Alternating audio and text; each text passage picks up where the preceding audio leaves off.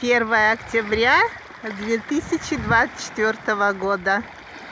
Вот такое море после дождя.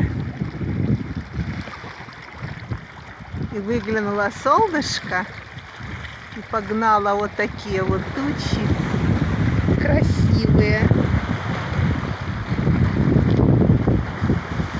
И солнышко красиво.